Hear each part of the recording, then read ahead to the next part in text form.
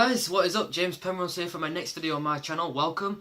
This video is going to pertain to another one of the matches that's going to be happening at this year's Wrestlemania 31. And this is a match that was confirmed on this past Monday Night Raw.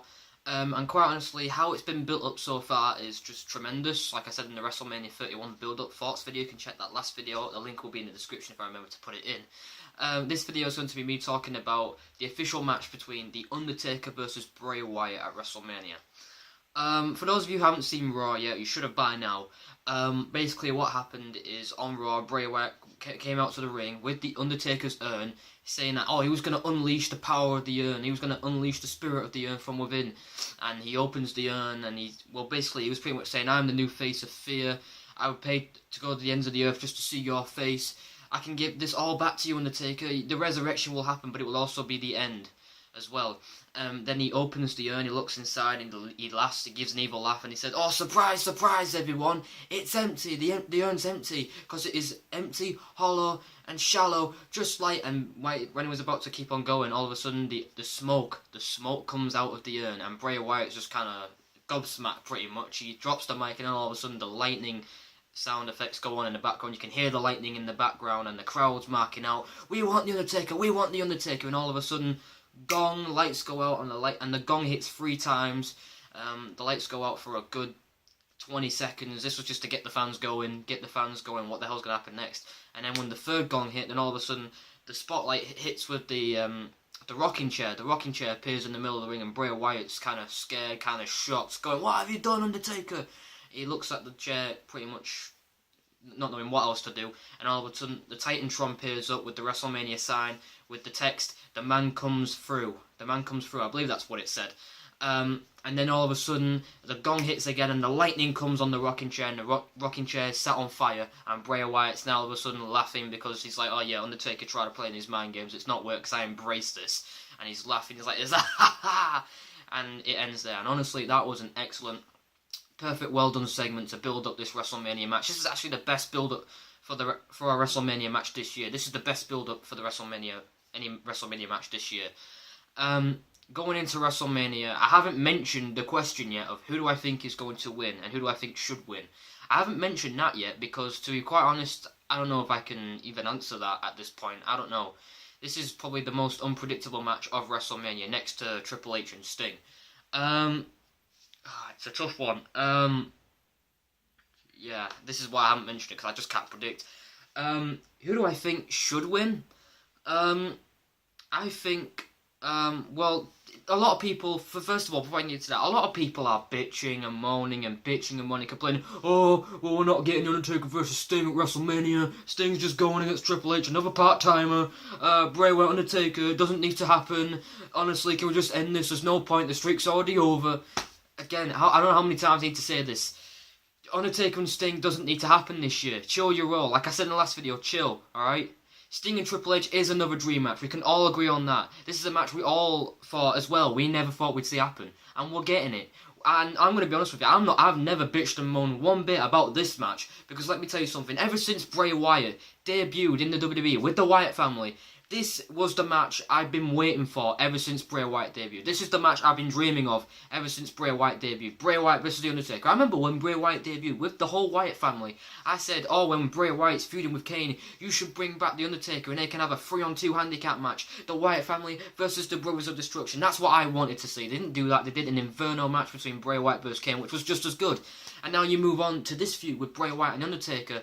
I really think that you should do a casket match at WrestleMania. That's what you should do. You should do a casket match. How you have him, Bray Wyatt, the week prior to this Raw, how you have him come up with the casket on the stage and he set it ablaze, he sets the casket on fire, he's shouting, "Find me, find me." And this Monday Night Raw, he's saying, "Oh, well, WrestleMania will be your final resting place here on Earth." Why wouldn't you do a casket match? It makes all the sense in the world. And quite honestly, if you don't do that, I won't be mad, like a lot of people will be. I mean, the only reason people are mad about this match is because they're not getting Sting and Undertaker. That's the only reason. Which, I did say in a video prior to this, that if they were going to do it, this was the last chance. They're not doing it. They might do it at WrestleMania 32 in Texas. I don't know. If they do, then holy shit, then we get our wish. But this year, we're getting Sting and Triple H. I have no complaints. I'm not going to lie. The Sting and Triple H build-up now is kind of, I won't say trash, but it's kind of not what I expected. It was kind of it's up and down build in my opinion. I mean, this past Monday Night Raw we had Sting basically with a voiceover. I don't know if it was even his voice, but it was a promo package. It was so really. But back to Bray Wyatt and Undertaker. Who do I think should go over in this match? Well, for one, I think The Undertaker should go over. Just for the fact that I don't think you should have Undertaker lose 2 WrestleManias in a row. Because that's like saying, oh, well, Undertaker had a 21-0 winning streak, and all of a sudden he's lost to Brock Lesnar, he's lost to Bray Wyatt, it's 21-2. That means it's 2 losses in a row. A losing streak's going to go on. What the hell? Shouldn't do it like that, and then if you do that, then fuck you. That's not how it should be. And that's another reason why people are bitching money, because they see this as a lose-lose situation. They see this as, oh, well, if Undertaker beats Bray Wyatt, then that means Bray Wyatt's going to go nowhere afterwards, and he's going to be made to look like a bitch. But then again, if Bray Wyatt wins, then Undertaker's going to lose 2 times in a row. Like I said, that is going to be 21-2. Well, I'm not going to say the streak anymore as it is. I'm not going to say 21-2. I'm going to say 2 losses out of 21 wins. That's how we're going to say it now. Because 21-1, every time I hear that or say it, it makes me just... I get chills when I hear her say it, so I'm not going to say it anymore. But, yeah, that's another reason why people don't like this match. Because I see this as a lose-lose situation. I look at it as a win-win, in my opinion. Because you have Undertaker, if he beats Bray Wyatt at WrestleMania, even if Bray Wyatt loses, he's still going to look strong. He has looked strong throughout this entire feud so far. I mean, like I said many times, how you have him come out on Raw, cutting his promo saying, I'm the new face of fear, I don't fear you anymore, any fear I once had for you is out the window, and now I go to the ends of the earth just to see your face, find me. All those promos, if that doesn't make Bray Wyatt look strong and creepy going into WrestleMania, I don't know what does.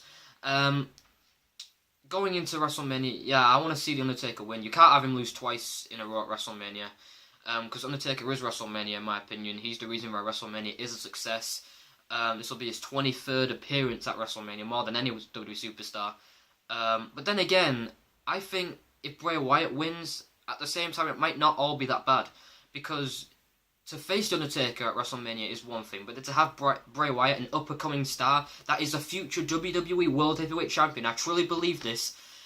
I really think if you're going to make him look like a future champion, you need to have him go to that next level, that higher level of going after something that's bigger than the championship, and that's beating the dead man at WrestleMania. I'm not going to lie though, I really wish the streak was still alive and that Bray Wyatt could end it this year. Because yeah, Brock Lesnar, when he ended the streak, yeah, it's built him up well as the Beast Incarnate, but it still doesn't change the fact that he's a part-time wrestler, and after this year's WrestleMania, he's not going to use this anymore to build his whole career. He's probably going to be gone after this year's WrestleMania. He's probably going to go back to the UFC. So yeah, that's kind of the down bit about it. I still wanted the streak to be alive. I wanted the streak to be 22-0 at this point, but no. To be honest, I can't predict it. I really honestly can't predict it. I've given my thoughts on who should win and what reason, but who do I want to win? I don't know. I'm just going to go with The Undertaker. I'm going to go with The Undertaker. He needs the win record to go to 22 wins, in my opinion. It's hard. It's so hard to predict right now at this point. I mean, the build-up's been the best build-up for any match so far, like I've stated several times. There is a run I want to get out there as well. I'll do that in the next video, so stay tuned for that. It's going to be a run on, and I don't know if they're going to do this or not, but it's going to be my run on, well, I might do this later on, because I mentioned, I'm getting kind of sick and tired of how, foreshadowing how Stardust could enter the IC title ladder match, because really, I'm pissed off with the fact that they're now trying to erase the whole Goldust and Stardust build-up for WrestleMania, because I really thought they were going to have a match. Doesn't look that way anymore, because there's already 7 matches confirmed, and normally there's only 8, so the last match that's probably going to be confirmed is Randy Orton versus Seth Rollins, which they finally fixed that build-up, finally, thank God, with Randy Orton, RKO, and Seth Rollins through the table. Yeah, other than that, guys, I think I'm going to end this video off. Another video might come up later on, it could be on anything, so stay tuned for that. You never know when it's going to come up. So other than that, guys, thank you guys for watching this video. Make sure you guys like this video, comment on this video, subscribe to my channel. Alex Wilkinson, Connor Kenway, 2 great friends of mine. Their links are in the description below. And yeah, other than that, guys, thank you guys for watching this video. I'm James Penrose, and all I can say is, peace out, my brothers.